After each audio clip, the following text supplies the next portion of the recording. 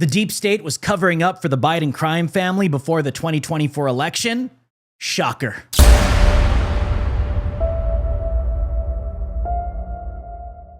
Who hid the incriminating Biden family China photos from the American public?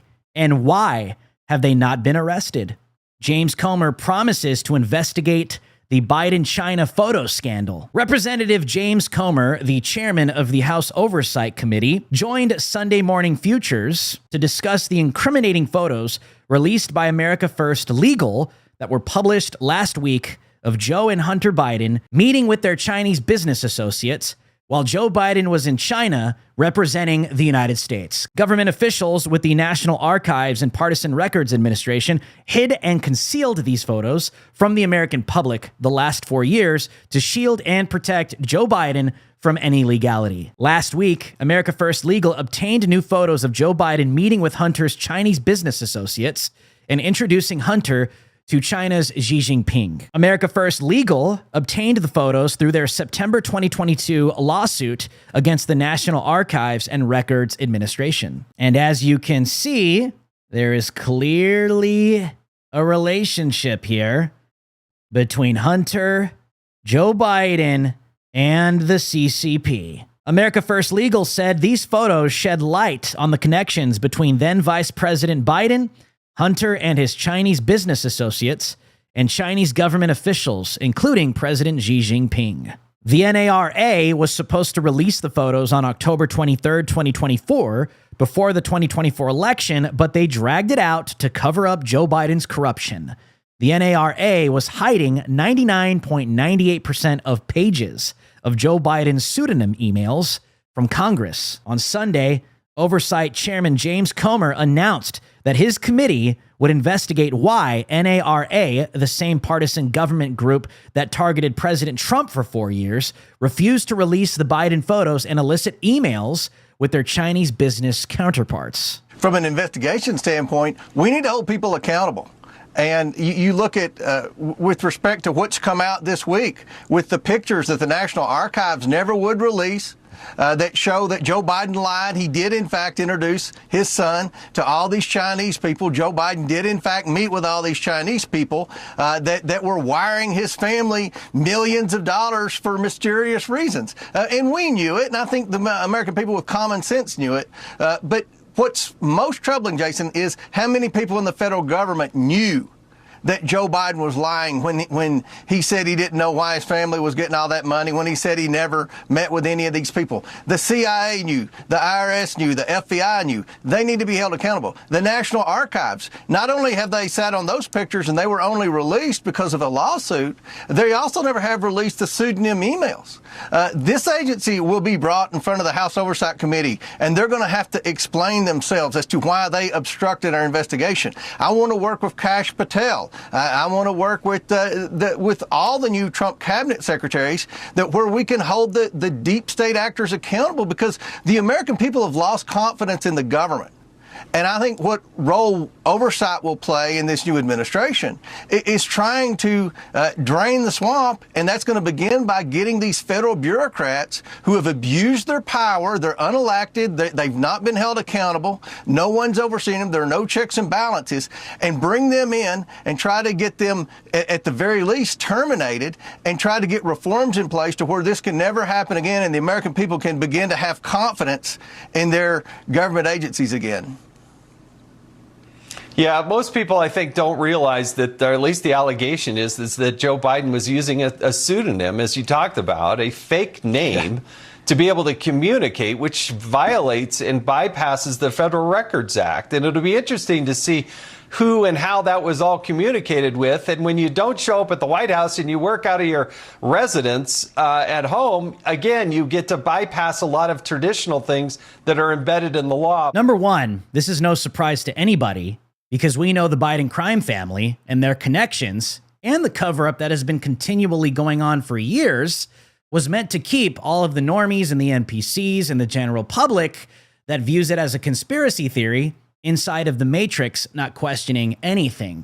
But it seems that everything is starting to come out, and everything that comes out is not conspiracy theory, conspiracy fact. Biden is furious at Merrick Garland because he did not work harder to lock up Donald Trump before the election. President Trump's incoming attorney general must appoint a special prosecutor to investigate this. Joe Biden is furious that Merrick Garland didn't do enough to lock up his political opponent, Donald Trump, according to the Washington Post. Biden regrets appointing Merrick Garland as Attorney General because he allowed the DOJ to prosecute Hunter Biden and didn't work hard enough to derail Donald Trump. Biden is allegedly angry that Merrick Garland waited too long to prosecute Donald Trump. In private, Biden has also said he should have picked someone other than Merrick Garland as Attorney General, complaining about the Justice Department's slowness under Garland in prosecuting Donald Trump and its aggressiveness in prosecuting Biden's son,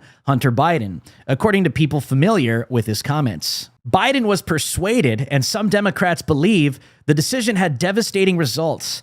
Had the Justice Department moved faster to prosecute Trump for allegedly seeking to overturn the 2020 election and mishandling classified documents, they say the former president might have faced a politically damaging trial before the election. Others blame the Supreme Court and Trump-appointed judge in Florida for repeatedly siding with the former president and delaying the cases.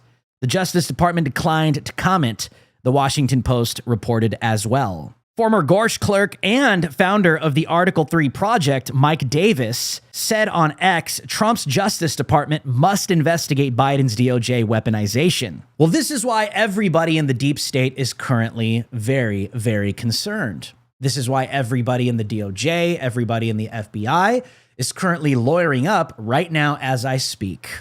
They know exactly what they've done. All of the lawfare, the assassination attempts, all it did was backfire. They thought, and they actually believed, that Trump would either be somehow severely canceled, which never worked, or they thought he would be in jail, which wouldn't work, or they thought he would be dead. And in a way that would have worked to put an end to Trump the man, but not MAGA the movement. What these people are trying to do is kill freedom. And what these people are trying to do is kill our Constitution. In my opinion, these people have committed treason, and they know it. Joe Biden regrets withdrawing from 2024 race, believes he could have defeated Trump. Here's a quote from The Guardian. Joe Biden regrets having pulled out of this year's presidential race and believes he would have defeated Donald Trump in last month's election. Despite negative poll indications, White House sources have said, Biden can think all he wants that he had a chance against Donald Trump. One may be able to argue that he had a better chance than Kamala Harris, but at the same time, they are one. America has been dealing with this chaos for the past 4 years, and that's what this election was all about. Saying goodbye to it. Saying goodbye to Brandon, goodbye to Kamala, and hello, Donald Trump. Well, at least somebody on the mainstream media is telling the truth about Joe Biden. CNN's Scott Jennings. Joe Biden is a failed president who is leaving office in disgrace. CNN's Scott Jennings recently gave another hard dose of reality to his liberal colleagues, and it was a thing of beauty. Jennings suggested that Joe Biden is leaving the White House as a failed president and that he is doing so in disgrace. He cites Biden's refusal to take responsibility for the 13 U.S. service members who were killed during his botched withdrawal from Afghanistan as one of the main reasons, but offers others, such as his controversial pardons, including the one he gave to his son, Hunter. When he got asked about regrets, the fact that he didn't say, I regret that 13 American service members lost their lives in Afghanistan, to me, that he can't muster the courage to say that now is a disgrace. Beyond that, he's leaving office in disgrace. I mean, you get less than 20% of the American people now that think the country is on the right track. That's a lower number than it even was on Election Day. And what's happened since Election Day? He pardoned his son, Hunter. He commuted the sentences of a bunch of evil killer thugs on federal death row. Not all of them, just the ones that he wanted to. Didn't even make a principled stand on that. And then he went on vacation, which is where he is right now. This is a failed, disgraced president, and he has never, ever owned up to what happened in Afghanistan and the role that that played in destroying those families' lives and destroying his own presidency. I agree with just about everything Scott said, except for one thing. Joe Biden is no president.